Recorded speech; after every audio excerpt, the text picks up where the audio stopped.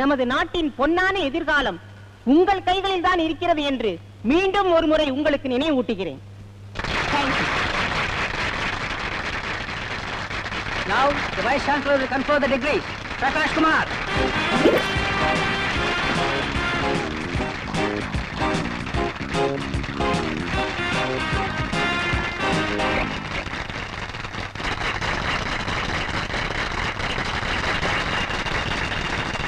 I love you.